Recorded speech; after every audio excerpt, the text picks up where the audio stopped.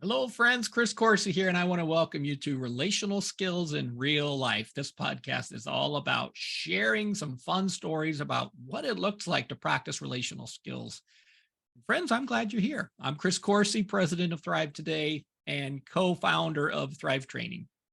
So today's focus is one I'm excited about because ultimately, what we're going to learn about is how to read your body. You see, your body is your brain's canvas.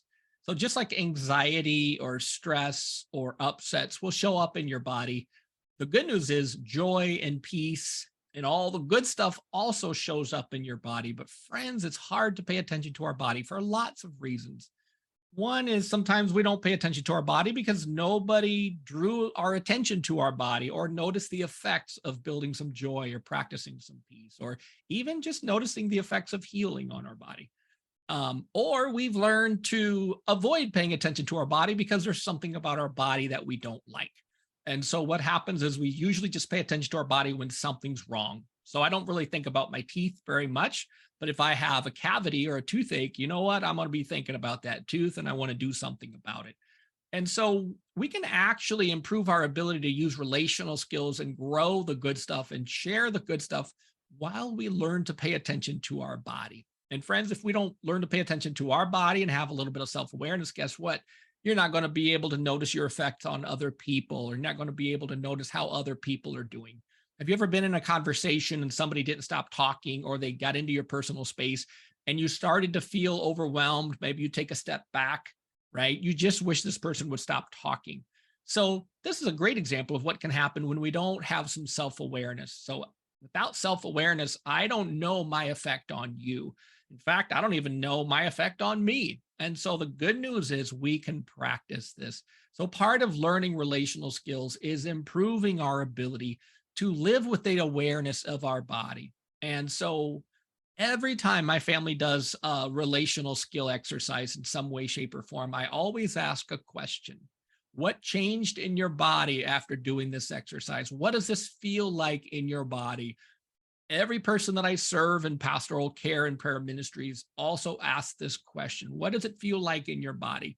And 9 out of 10 times people look at me like, well, what does my body have anything to do with this? Didn't you hear what I'm saying? I've got some problems that need to be solved and resolved in my life. See, what happens is peace shows up in our body. And so one of the ways we learn to detect the absence of peace is by learning what it feels like when we have some peace. So we learn to pay attention to the effects of whatever we're doing on our body. So we have this peace indicator in our body, what's happening in your body. And even now, as I'm talking about this, you can pay attention to your body. How's your breathing?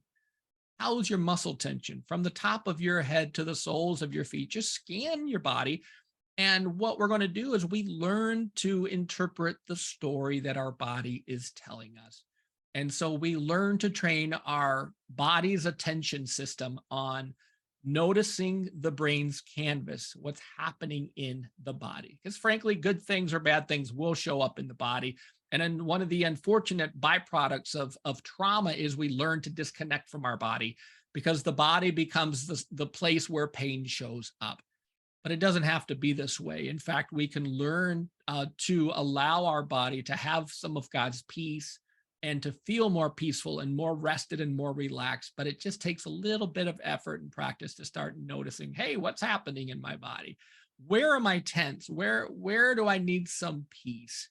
How's my breathing and so forth? So we learn to notice the effects of skill practice by reading and interpreting our body. And so friends, as you notice, you need a breather. Maybe you've had a full day, you haven't had a chance to stop and smell the roses. How does it feel to take a breather? How does it feel to talk to the living God? How does it feel to build some joy?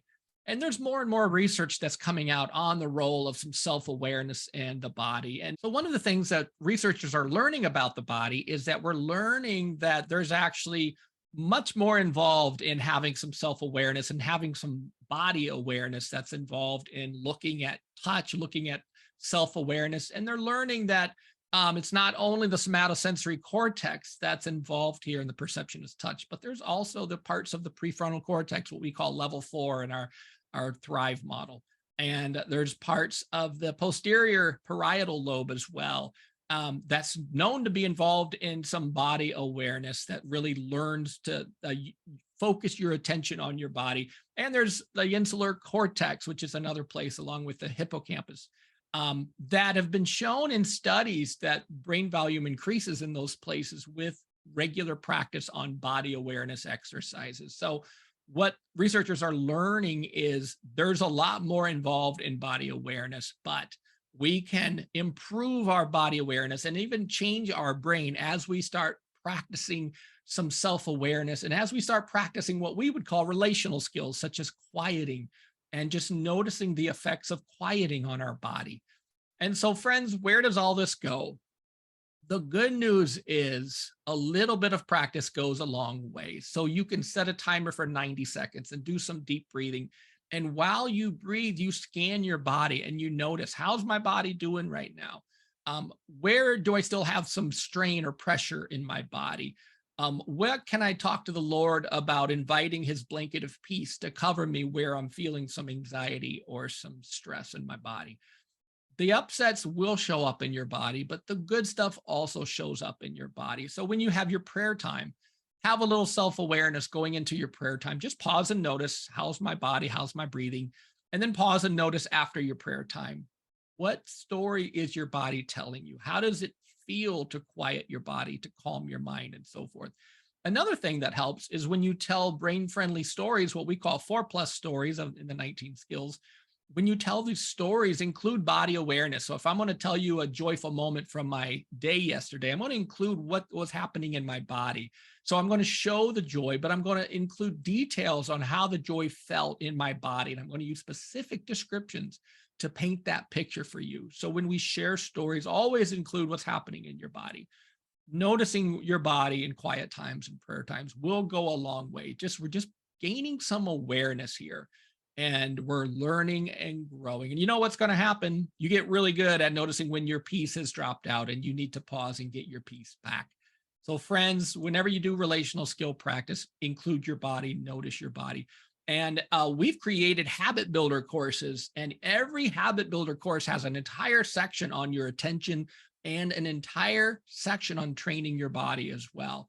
So we have Skill Zero courses, which is focusing on the relational circuits, but any of those habit builder courses have sections that really help to train these skills. So take a deep breath, notice your body, and let the good stuff grow.